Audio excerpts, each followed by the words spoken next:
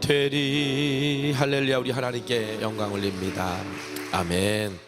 자, 오늘 본문 말씀은 우리 신명기 2장 우리 1절부터 우리 26절까지지만 우리 1절부터 7절까지만 먼저 읽도록 하겠습니다. 신명기 2장 1절부터 7절까지 말씀 교독합니다. 우리가 방향을 돌려 여호와께서 내게 명령하신 대로 홍해길로 광야에 들어가서 여러 날 동안 세일산을 두루 다녔더니 내게 말씀하여 이르시되 너희가 이 산을 두루 다닌 지 오래니 돌이켜 북으로 나아가라.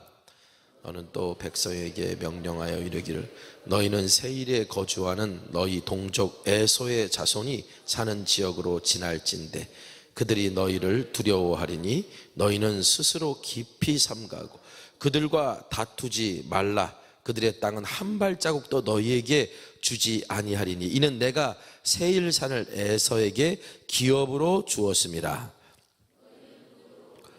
양식을 사서 먹고 돈으로 그들에게서 물을 사서 마시라. 다 같이 내 하나님 여호와께서 내가 하는 모든 일에 내게 복을 주시고 내가 이 큰 광야에 두루 다님을 알고 내 하나님 여호와께서 이 40년 동안을 너와 함께 하셨으므로 내게 부족함이 없었느니라 하시기로. 아멘. 자, 오늘 말씀의 제목은 하나님이 함께 하시면, 따라해 봅시다. 하나님이 함께 하시면 광야에서도 부족함이 없습니다. 아멘. 어제 이제 말씀이 계속 이어지는 내용이죠. 결국 가데스 바네아에서 실패했던 이스라엘 백성이 어떻게 했습니까? 결국은 전쟁에서 지고, 그리고 오늘 바로 이어서 하나님께서 이렇게 말씀하시는 거예요. 신명기 2장 1절에서 3절입니다.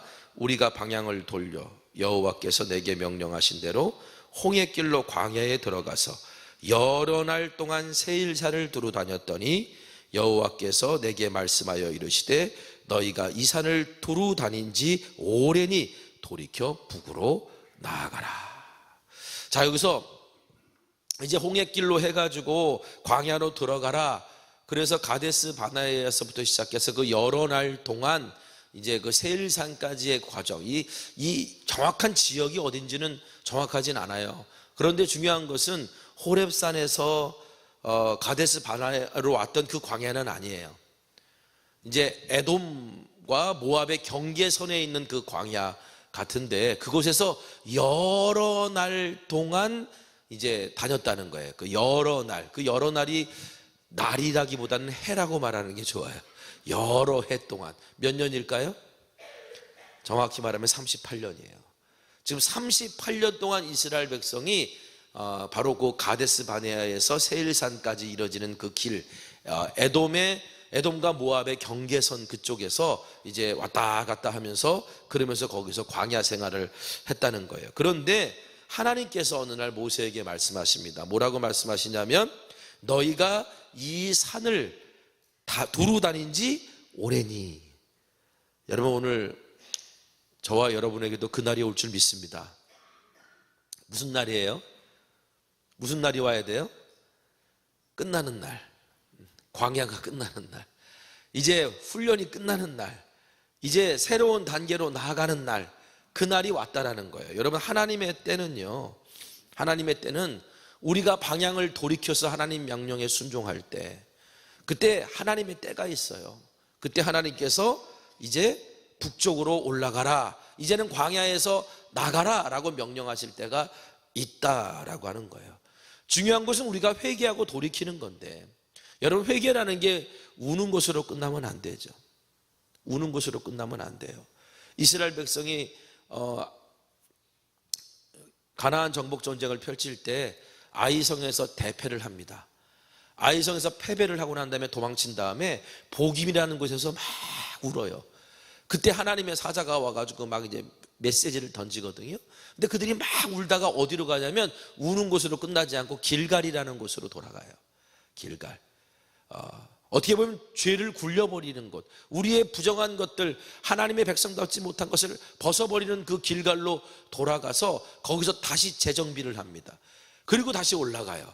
여러분, 회개라는 건 그냥 우는 것으로, 후회하는 것으로 끝나면 안 돼요. 여러분, 회개는 후회가 아닙니다. 회개는 돌아서는 거예요. 운다고 내가 회개했다고 착각하면 안 돼요. 내가 돌아서지 않으면 회개한 삶이 아니에요. 이스라엘 백성들이 회개하고 돌이켜서, 그래서 하나님의 명령하신 대로 그 광야에서 38년을 지냈을 때 하나님의 때가 찾아왔어요. 그런데 중요한 것은 이 하나님의 때가 도대체 언제 찾아왔냐라고 하는 거예요. 그냥 38년 채웠으니까 찾아왔냐?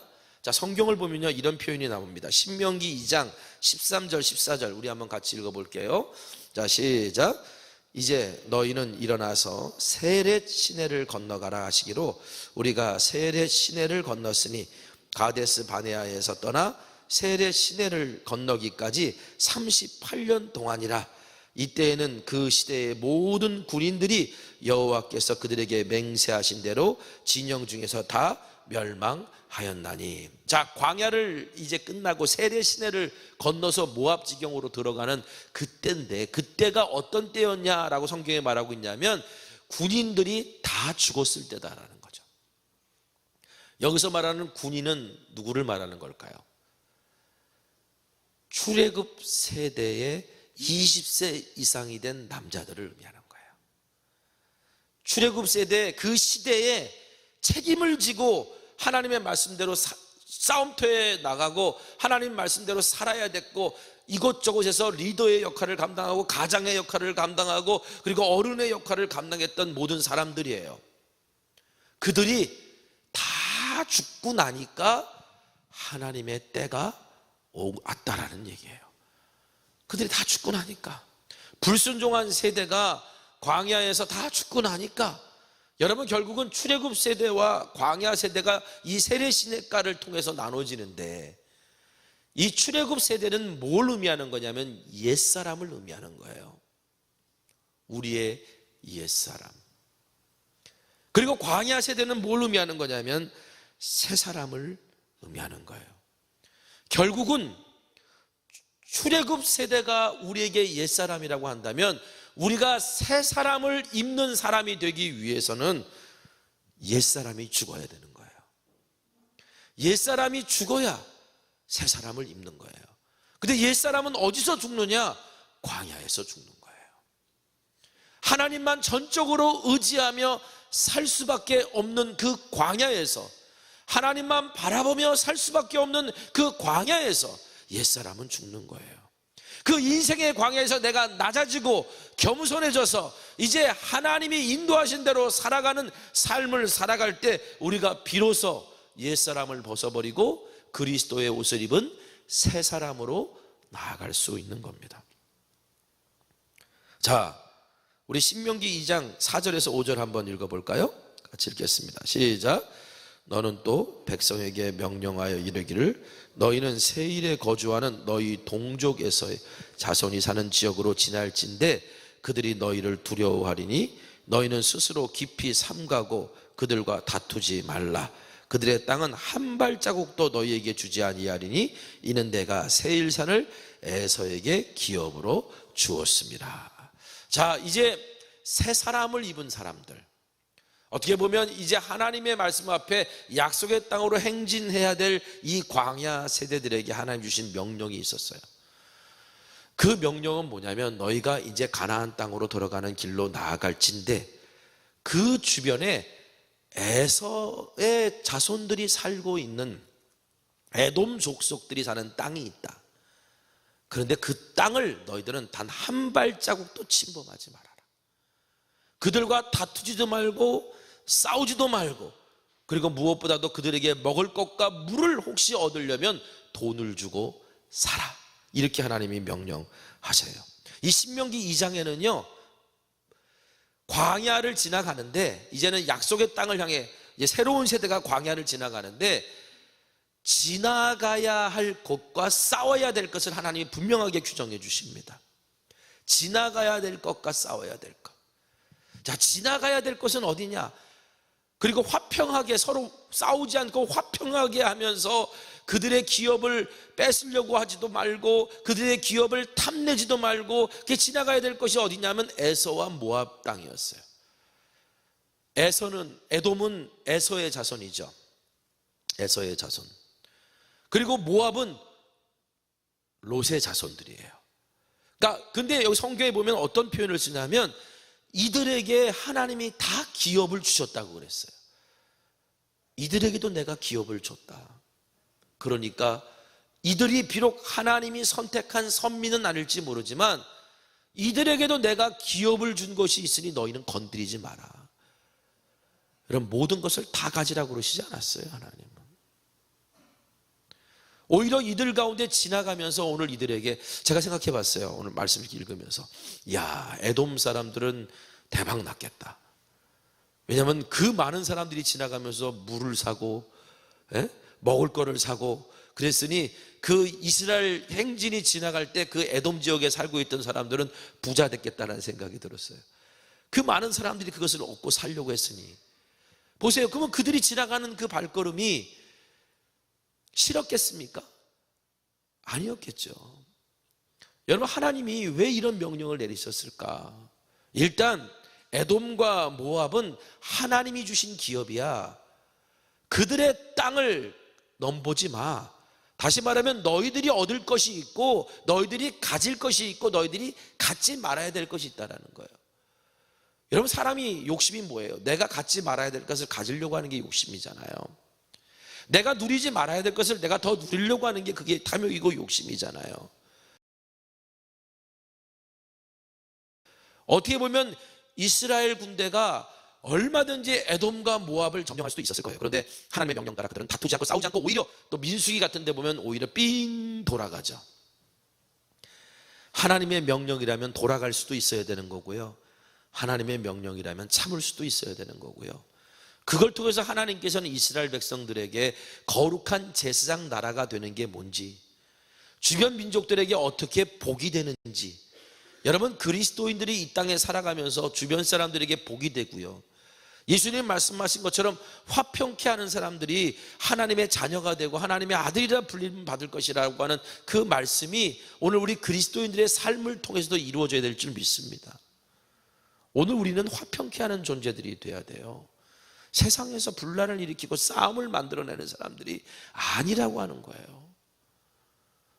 우리가 싸워야 될 대상이 있고요, 싸우지 말아야 될 대상이 있어요. 그런데 싸우지 말아야 될 대상과 우리는 싸워요. 싸워야 될 대상에는 오히려 타협해요. 하나님 보시기에 참 가증한 일일 수 있을 것 같아요. 그렇죠?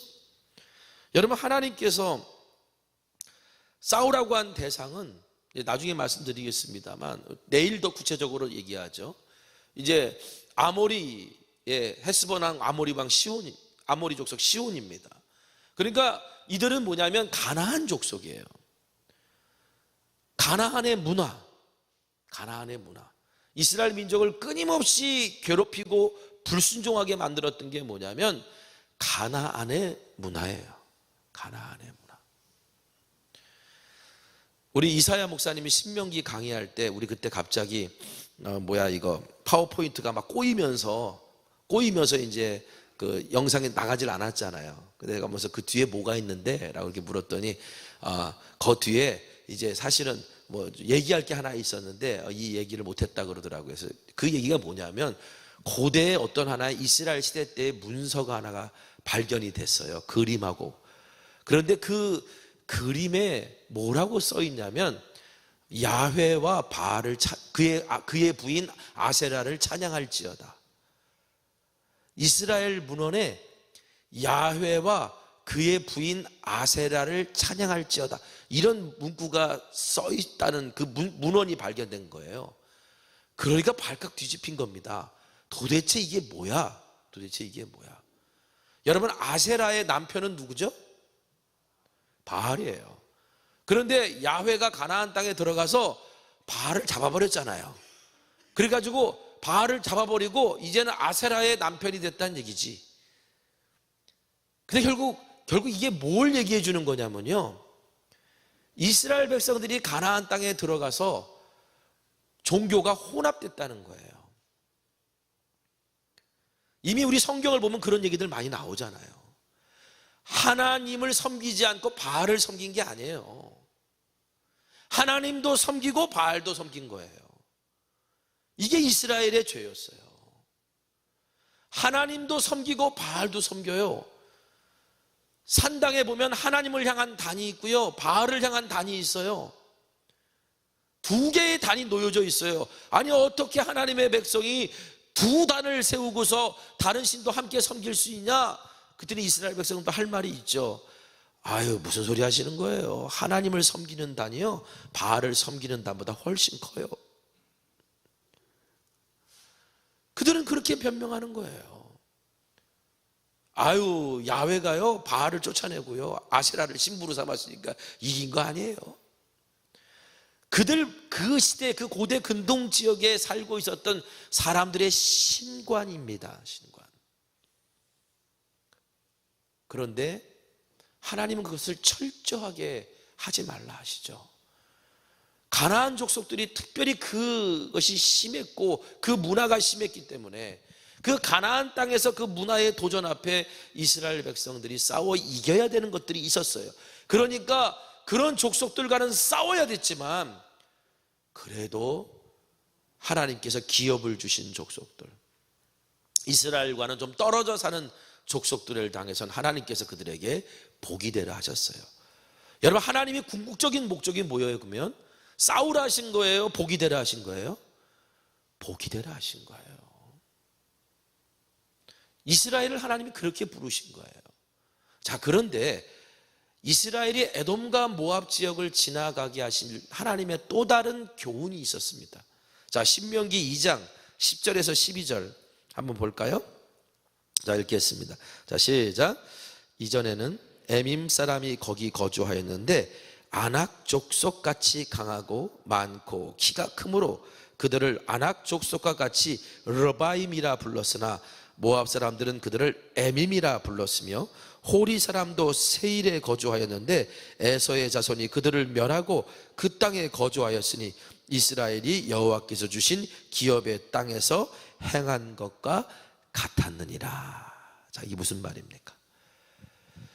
지금 에돔에게 주신 기업, 모압에게 주신 기업, 그 땅을 건들지 말고 니네가 지나가라. 그리고 그들과 다투지 말고 그들에게는 물도 돈 주고 사 먹고 먹을 것도 돈 주고 사 먹고 그들과 불화를 일으키지 말아라 라고 하면서 하나님께서 특별히 뭐라고 코멘트를 하나 더 하셨어요. 이 성경에 보면 어떤 코멘트가 있냐면요, 이런 거예요. 거기에는 옛날에 에돔 사람들이 살던 그 지역에는 옛날에 에밈 사람들이 살았는데 이 에밈 사람들은 어떤 사람들이냐면 아낙 자손과 같은 사람들이다라는 거예요. 여러분, 아낙 자손이 어떤 자손입니까? 거인 족속이. 평균 신장. 제가 예전에 우스갯소리로 평균 신장이 최홍만이다. 이렇게 얘기했던 그 거인 족속들. 그들이 살았던 지역이라는 거예요. 왜 성경에 이런 이야기가 들어와 있을까요? 지금 누구를 찔리게 하려고 이런 이야기를 해놓은 걸까요? 이스라엘 백성들이 왜 가데스 바네아에서 그 땅을 점령하지 못하고 도망쳤습니까? 몇 가지 이유 중에 하나가 뭐냐면 핑계죠. 핑계 중에 하나가 거기에는 아낙 자손들이 있습니다 라는 거예요. 아낙 자손들이 뭐냐면 거인들이에요. 거인들. 우리는 그것 때문에 못했습니다 라고 말하는데 선민도 아닌 에돔 족속과 모압 족속에게 하나님이 기업을 주셨는데 그 에돔 족속과 모압 족속이 그 땅을 어떻게 차지했느냐? 하나님이 주신 그 기업이 땅에 있는 아낙 자손과 같은 거인들이 살던 그들을 쫓아내고 차지했다라고 그러는 거예요.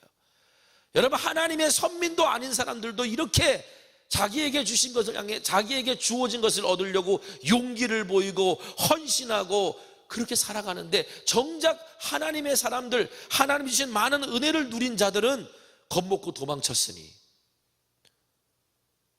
부끄러워하라는 얘기죠. 여러분, 우리가 예수 믿고 하나님의 자녀가 됐습니다. 근데 우리가 정작 마땅히 해야 될 일, 믿음으로 보여야 될 일들에 대해서는 하지 못할 때가 많아요. 우리 주변 이웃들을 한번 보세요. 세상에 정말 어떻게 보면 우리에게 감동을 주는 사람들 보세요. 어마어마한 역경을 딛고 영향력을 끼친 사람들이 있어요. 하나님을 믿지 않아요. 내가 하나님을 믿지 않음에도 불구하고 목숨을 걸고 어려운 이웃들을 돕는 사람들도 있어요. 내 인생의 꿈을 걸고 거기에 모든 걸 헌신해서 사람들에게 감동을 주는 사람도 있어요. 어떻게 보면 그들이 신념만을 가지고 그 일들을 해냅니다. 사람들에게 감동과 도전을 줍니다. 그런데 전능하신 하나님을 믿는다는 오늘 우리가 하나님을 믿지 못하는 사람보다 더 부끄러운 삶을 살 때가 많다는 게, 더 믿음 없는 삶을 사는 게 많다는 게, 중요한 가치를 버리고 사는 것이 너무 많다는 게 하나님 앞에서 우리가 부끄러워해야 될 문제가 아닐까. 아니, 하나님을 믿지 않는 사람들도 이웃의 아픔에 공감할 줄 알고 세상의 불의에 자신의 삶을 던질 줄 아는데, 정의의 하나님, 사랑의 하나님, 전능하신 하나님을 믿는 우리들이 거기에 너무 무기력하고 무능력하고 바보 같은 거예요. 가데스 바네아에서 도망쳤던 이스라엘 백성하고 뭐가 다릅니까? 그런 이들을 보면서 부끄러워할 줄 알아야 되는 거예요. 에돔과 모압 지역을 지나가면서 그들은 부끄러워할 수밖에 없는 거예요. 야, 이 땅 그냥 비어있는 땅 그냥 주어진 게 아니야. 거기엔 안악자손도 살았고 거인들도 살았고 어마어마한 요새도 있었지만 그들은 결국 하나님 주신 기업을 차지하고 살고 있지 않냐. 그런데 이스라엘아, 너희들은 지금 뭐하니? 라고 우리에게 도전을 주시는 거예요.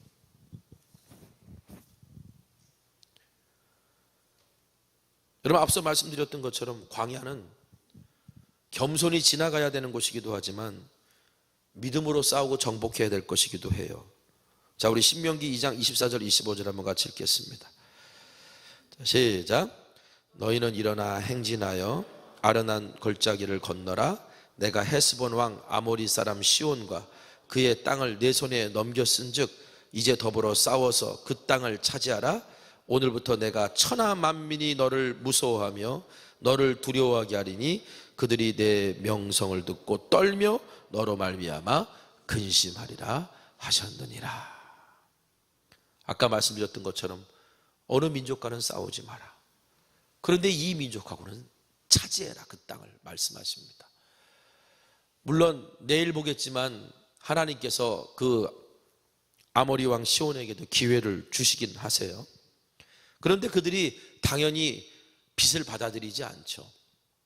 그래서 이제 싸움이 일어나는데, 여러분, 결국 이스라엘 민족이 가나안 족속과는 싸우라고 하나님이 명령하시는데 정확히 말하면 뭐냐면 그들의 문화와 싸우라는 거예요.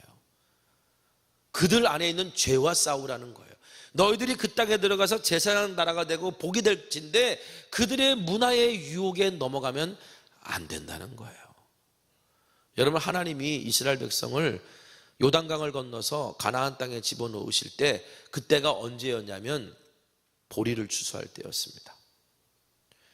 그들이 씨 뿌리지 않고 하나님이 그들이 씨 뿌려놓은 것을 먹었어요. 씨를 뿌려놓을 때 들어가는 게 아니라, 여러분, 이스라엘 백성은 농사를 져본 적이 없잖아요. 농사를 져본 적이 없으니까 가나안 땅의 풍토와 기후도 모르는데 어떻게 농사를 져요? 그러니까 하나님이 기가 막히게 보리를 추수할 때 하나님께서 들어가게 하셨고, 그리고 그 첫 추수를 했을 때 만나가 그치게 하시면서 이젠 그 땅의 소산을 먹게 하시는 거예요. 만나는 광야에서 이스라엘 백성들을 먹인 음식이라면 이제 하나님이 약속의 땅에 이스라엘 백성을 집어넣고서는 그 땅의 소산을 먹게 하세요. 그건 하나님의 약속이니까. 내가 땀 흘려서 씨 뿌려서 걷게 하시는데 문제는 뭐냐?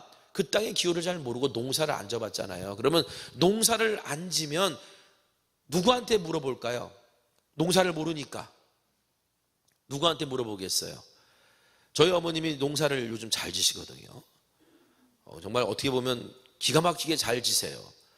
막 고구마도 막 이만하게 막 만들고 막 그 맛이 하나도 없어요. 내 고구마가 막 이만한 고구마가 막 나오고 막 그러는데, 그래도 보면 농사를 정말 잘 지세요. 근데 처음에 그렇게 하셨냐? 아니요, 그렇게 안 하셨어요. 처음에는 당연히 목회만 하셨는데 무슨 농사를 질 줄 아시겠어요? 그러니까 누구에게 물어봤을까요? 주변에 농사 짓는 분들에게 물어봤겠죠.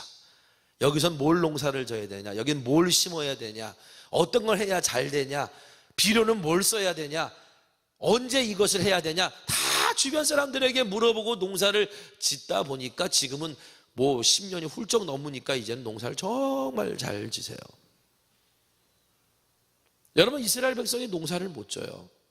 그럼 가나안 땅에 들어가서 농사를 누구에게 물어볼까요? 가나안 사람들에게 물어보겠죠. 그러면 가나안 사람들은 어떻게 농사 짓는 걸 가르쳐? 야, 이게 원래 씨 뿌릴 때가 비가, 이른 비는 어떻게 해요? 비가 내리면 그때 씨를 뿌려야 되는데 이 비는 어떻게 내리는 줄 알아? 바알과 아세라가 사랑을 나누면서 비가 내리는 거야. 그러니까 비가 제때 오게 하려면 바알과 아세라가 사랑을 나눌 수 있도록 우리가 예배드려야 되는 거야. 이스라엘 백성들이 가나안 사람들의 이 말에 홀딱홀딱홀딱 다 넘어가는 거예요. 왜? 거기서 농사 짓고 거기서 열매 맺었던 사람들이니까. 그런데 하나님은 그게 아니잖아요. 비를 내리시는 분은 하나님이시고 모든 것을 주관하시는 분은 하나님이셔서 세상의 헛된 신과 우상에게 절하는 삶이 아니라 하나님만이 모든 것의 주권자이심을, 모든 것을 주관하시는 분임을 너희가 약속의 땅에서 보여라. 그리고 그것을 통해서 주변 이웃들에게, 주변 민족들에게 영향력을 끼쳐라고 하나님께서 제사장 나라로 삼으셨는데, 그들이 그 문화에 다 넘어가니까 하나님께서 진멸하고 쫓아내라고 명령하신 거거든요. 여러분, 저는 이렇게 믿어요. 우리 그리스도인들이 이 세상에 살아가면서 이 세상의 좋은 문화를 영유하고 누리는 것도 중요합니다.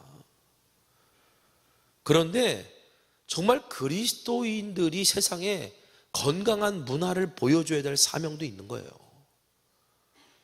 좋은 문화를, 영향력을 끼쳐줄 사명도 있는 거예요.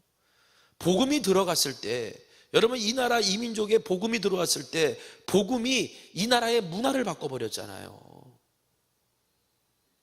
복음이 사람의 귀천을 논하고, 그리고 뭡니까? 정말 태어나면서 희망 없이 살아가는 사람들에게 희망이 있게끔 만들어줬던 게 복음의 역사였잖아요. 이 나라에 복음이 들어왔기 때문에 이게 가능했던 일이었거든요. 그 견고한 진이 어떻게 무너집니까? 문화라는 건 그냥 만들어지는 게 아니에요. 성도가 하나님의 말씀을 믿고 신뢰하며 내가 그 길을 걸어가고 살아갈 때, 그때 비로소 우리의 삶의 방식이 다른 사람들에게 영향을 끼치는데 그게 문화인 거예요. 근데 오늘 우리 그리스도인들이 그 문화를 세상에 끼치고 살아갑니까? 여러분, 그런데 이것이 우리의 힘만으로 되느냐? 그게 아니잖아요. 하나님이 함께 하셔야 될 일이잖아요. 하나님이 먼저 싸워주셔야 될 일이잖아요. 그래서 신명기 1장 30절에 이렇게 말씀하십니다. 우리 한번 같이 읽어보겠습니다. 자, 시작. 너희보다 먼저 가시는 너희의 하나님 여호와께서 애굽에서 너희를 위하여 너희 목전에서 모든 일을 행하신 것 같이 이제도 너희를 위하여 싸우실 것이며. 이스라엘 민족이 가나안 땅을 어떻게 점령할 수 있냐면 그들의 힘이 아니라 하나님이 싸워주셨기 때문에. 그리고 오늘 이 아모리 왕을, 시온을 이긴 사건으로 말미암아 그 가나안 족속들이 두려워 떨게 하실 거라고 하나님께서 말씀하셨죠. 여러분, 오늘 우리가 아무런 영향력을 끼치지 않는 것 같아도요, 우리가 말씀으로 사는 것이 아무것도 아닌 것 같아도요, 자, 이스라엘 백성들이 여리고에 정탐꾼을 보냅니다. 거기서 누구를 만나냐면 기생 라합을 만나요. 근데 기생 라합이 목숨을 걸고 밑도 끝도 없이 여리고의 정탐꾼들을 숨겨줘요. 근데 그가 왜 숨겨졌는지 얘기를 들어보니까, 우와, 뭐냐면 이미 출애굽의 역사부터 그 바산왕 옥과 그쪽에 있는 그 요단 동편을 점령했던 그 이야기가 이미 여리고 사람들에게 다 들어가서 그들이요 두려워 떨고 있었다라는 거예요. 이미 가데스 바네아에서 이스라엘 백성이 약속의 땅에 들어갈 때 그 소문이 다 퍼져가지고 그들은 두려워 떨고 있었거든요. 근데 그것도 모르고 우리가 두려워가지고 도망친 거예요. 여러분, 우리가 믿어야 될 것은요, 그리스도인이 되었다는 것은요, 예수 그리스도로 말미암아 이미 죄와 사망의 권세를 이긴 자가 되었다라는 것을 의미하는 거예요. 그렇기 때문에 우리는 이미 이긴 자이기 때문에, 그리스도께서 이미 이겨놓으셨기 때문에 주님이 이겨놓으신 싸움에 믿음으로 참여하면 되는 거예요. 오늘 내가 죄의 유혹을 못 이길까요? 오늘 나의 삶에 나를 억누르고 있는 여러 가지 어떤 하나의 악한 유혹들을 못 이길까요? 내 힘으로는 못 이기지만요, 이미 이겨놓으신 분을 의지하고 믿고 나아갈 때 우리는 이길 수 있는 거예요. 이미 이겨놓은 싸움인데, 하나님 나라의 사역은 이미 이겨놓은 싸움이에요. 우리가 목표와 방향을 정하면 하나님께서 이미 이기신 싸움을 우리들에게 보여주실 겁니다. 그러므로 오늘 우리가 무슨 일을 할 때 자꾸 내가 앞에 서면 안 되는 거예요. 하나님이 앞에 서셔야지. 쉬운 일은 아니죠. 그런데 내가 영광 받으려고 하는 게 아니라 하나님이 영광 받으셔야 되는 거고, 우리가 드러나는 것이 아니라 하나님이 드러나셔야 되는 거예요. 제가 그래서 극단적으로 이렇게 말했어요. 성천교회 이름도 드러나면 안 된다. 때로는 이 성천교회라고 하는 이름이 우상이 돼요. 하나님의 영광을 가릴 수도 있어요. 내가 어느 교회에 다니는 게 나의 신앙을 결정하는 게 아니잖아요. 근데 어떤 사람들은 착각해요. 내가 어느 교회에 다니니까 나는 신앙이 좋은 거라고. 아니요. 주님의 교회는요, 오직 주님의 이름만 드러나야 되는 거예요. 그런데 우리는 그 유혹 앞에 너무 쉽게 무너져요. 그래서 오늘 우리가 날마다 나는 죽고 예수로 사는 훈련을 해야 되는 거예요. 사도 바울도 그래서 나는 날마다 죽노라라고 말했던 거예요. 여러분, 신명기 2장은 이스라엘 광야 40년의 시간이, 그렇게 살아왔던 시간이 결코 고난의 시간만은 아니었다는 걸 우리에게 말해줍니다. 자, 우리 마지막 한번 읽어볼까요? 신명기 2장 7절입니다. 같이 읽겠습니다. 자, 시작. 내 하나님 여호와께서 내가 하는 모든 일에 내게 복을 주시고 내가 이 큰 광야에 두루 다님을 알고 내 하나님 여호와께서 이 40년 동안을 너와 함께 하셨으므로 내게 부족함이 없었느니라 하시기로. 제가 이 말씀 보면서 모세는 광야를 크고 두려운 광야라고 불렀는데, 그런데 그 크고 두려운 광야에서 모세는 하나님의 인도하심과 예비하심을 경험할 수 있었습니다. 왜? 내가 너희와 함께 걸었다라고 하나님이 말씀해 주시잖아요. 어려운 시기를 우리 혼자 가라 하신 게 아니라 하나님이 우리를 걷게 하신 거예요. 제가 예전에 여행 다닐 때 보통 이제 가이드 중에 프로페셔널 한 가이드들은요, 사명감을 가지고 끝까지 저 언덕에 있으면 저 언덕까지 같이 올라와서 설명해 주더라고요. 그런데 이제 조금 이제 매너리즘에 빠진 가이드들은 어떻게 하는지 아세요? 저기 올라가면 뭐가 있는데 거기 올라갔다 오세요. 그래요. 왜 올라가는데? 올라가서 뵈는 거야. 뭐 산이고 뭔데 그냥 거기 있으니 뭐가 있으니까 거기 보시면 그게 무슨 걸 의미하는 거예요. 올라갔다 오세요. 힘드니까 그렇게 했겠지. 힘든 길은 안 가려고 그러는 거예요. 그런데 하나님은요, 40년 광야길을 이스라엘 보고 너희들 혼자 가라 그렇게 하시지 않았어요. 같이 걸으셨다. 그러면서 모세의 고백이 뭐냐면, 그 광야에서 하나님이 오늘 우리에게 부족함이 없게 하셨다. 여러분, 오늘 본문에서 모세가 내게 부족함이 없었느니라, 무엇이 광야에서도 하나님이 부족함이 없게 한 이유가 됐을까? 그런 고백을 하게 했을까? 첫 번째가 뭐냐면 모든 일에 복을 주셨다는 거예요. 광야에서도. 여러분, 복을 주셨다는 말은 번성케 하셨다, 형통케 하셨다라는 뜻이거든요. 민수기에 보면은요, 출애굽기와 민수기에 보면은 인구 개수를 한 게 2번 나와요. 출애굽기 1번 나오고 민수기 1번 나와요. 그리고 출애굽기는 하나님께서 애굽 땅에서 번성하게 하신 민족을 끄집어내신 사건이잖아요. 그때 숫자가 나와요. 60만 명이. 장정만 60만 명. 자, 그런데 광야에서 40년을 보냈습니다. 광야에서 40년을 보내고 죽었어요. 광야 세대가. 그런데 광야에 들어가기 전에 민수기에서 한 번 다시 계수하는데 그때 몇 명인 줄 아세요? 거의 똑같아요. 60만 명. 장정만. 어떻게 보면은 저는 이렇게 생각해요. 하나님이 형통케 하신다는 게 뭘까? 번성케 하신다는 게 뭘까? 남들이 다 번성할 때 번성하는 것도 번성일지 모르겠지만 남들이 번성하지 않을 때 내가 번성하는 게 진짜 번성 아닐까요? 저는 우리 교회를 돌아봅니다. 참 어려운 시절을 우리가 지나왔어요. 교회가 몇 번 깨져도 시원찮을 판국에 그런 형국을 지나왔어요. 공중분해될 뻔했던 위기도 있고요.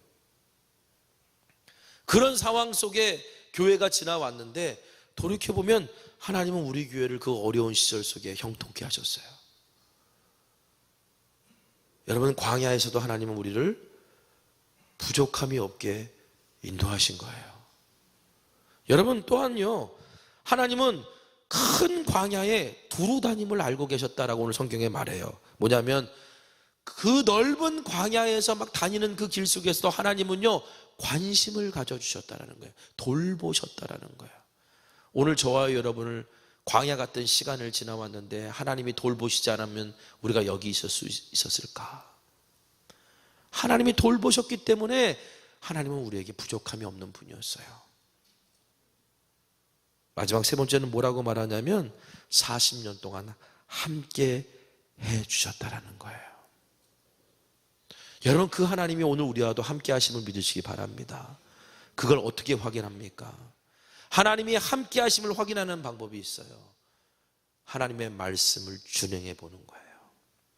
하나님의 말씀에 순종해 보는 거예요. 하나님의 말씀에 뜻을 깨닫고 그 뜻에 내 삶을, 내 가치를 들여보는 거예요. 그때 오늘 우리가 경험하게 돼요. 하나님이 지금 나와 함께 하시는구나. 여러분 기억하십시오. 모세는 하나님이 함께 하시면 광야에서도 부족함이 없다라고 우리에게 가르칩니다.